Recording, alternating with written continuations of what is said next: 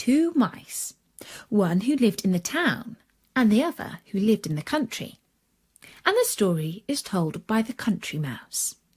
But first, I'd just like to tell you about a book of amazing audio poems that you can download from our sponsor Audible Kids. The book's called William Blake's Inn, and it's by Nancy Willard. The inn is staffed by two mighty dragons, two angels, and a rabbit. And the innkeeper is none other than William Blake, the famous poet. I think you will find these poems truly weird and wonderful, and I do hope you will enjoy them. Just go to audiblekids.com/StoryNori or follow the link in Story Nori's sidebar. Then search for William Blake's Inn. Now, where was I? Oh yes, the story. I don't mind admitting that I'm a simple sort of mouse. I live inside a nice cosy log by the side of a field. My needs are not great. A few sunflower seeds or wheat stalks will do for a meal. For a special treat, the farmer sometimes leaves me some crumbs of bread and cheese from his lunch. When I'm thirsty, I drink from the bubbling stream, and I swear that pure cold water is the freshest, most delicious taste in the world. Finer than champagne even. And I don't just mean that as a boast or a figure of speech. I tried champagne once, so I know what I'm talking about. How did a poor, simple country mouse like myself try champagne? Well, I shall tell you. A while back, I received a visit from my uncle, the town mouse. Everyone in my family knows that Uncle Town Mouse is very rich and successful and lives in a big smart house in the city. It was, of course, an honour that he should come and stay with me for a weekend away from his business. But to tell you the truth, I felt a bit nervous. What would he make of my humble abode and my simple tastes? Well, of course, he was very nice and polite. Charming, simply charming, he said as I showed him around my log.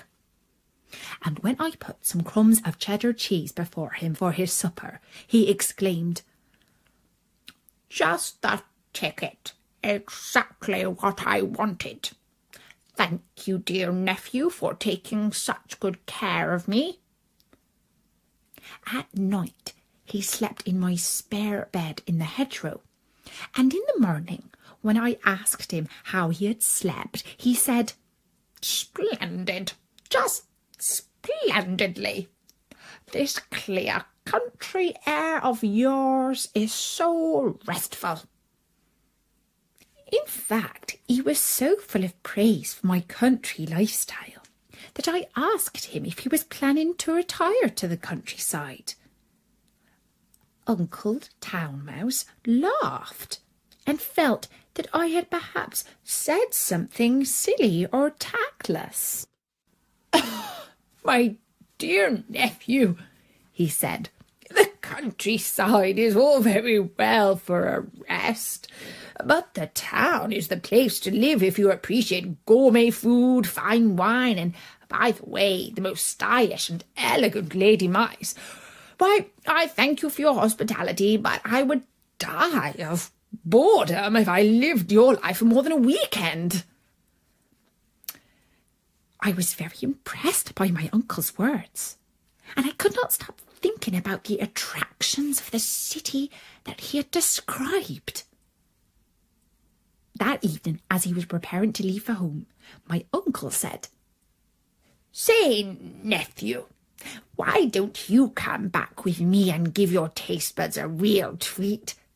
I say a mouse hasn't lived until he's tried gorgonzola cheese, and we always keep a good supply in our larder, not to mention the Ardenne pâté, avocado pears with French dressing, chicken vol au vent, mushrooms à la grecque, and grilled Mediterranean vegetables.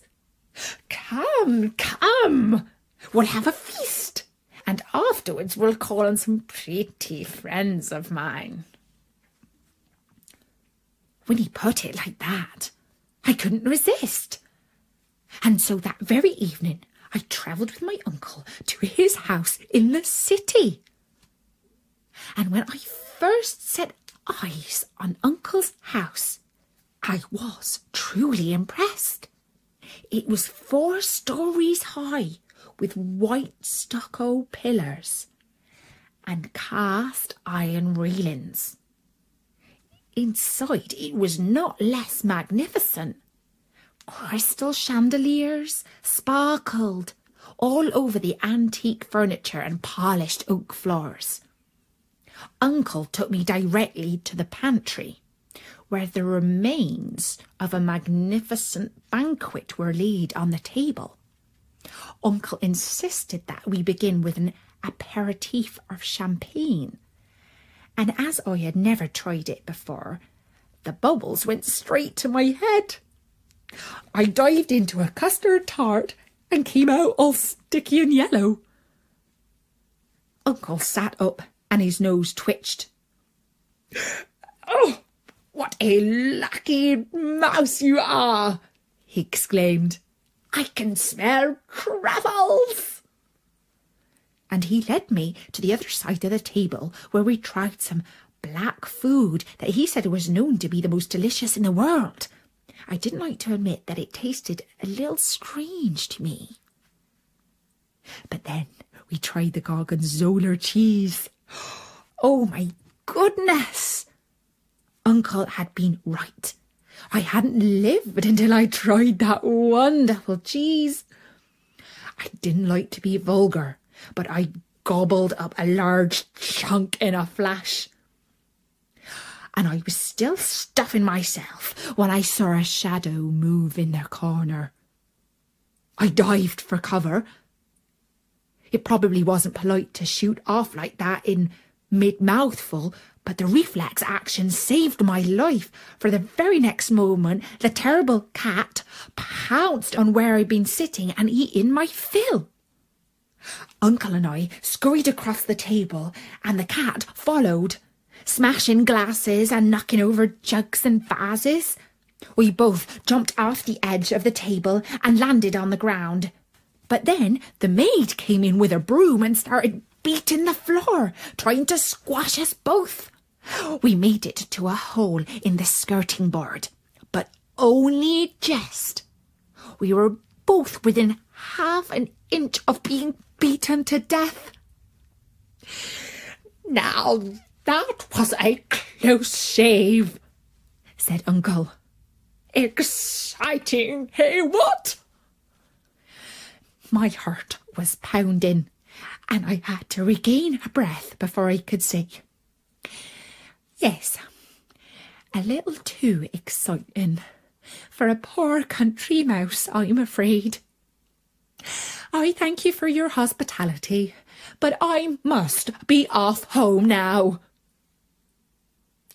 And that's the story of how I learned that other people's lives are rarely quite as attractive as they sometimes appear to be. And that was the story of the Town Mouse and the Country Mouse by Aesop.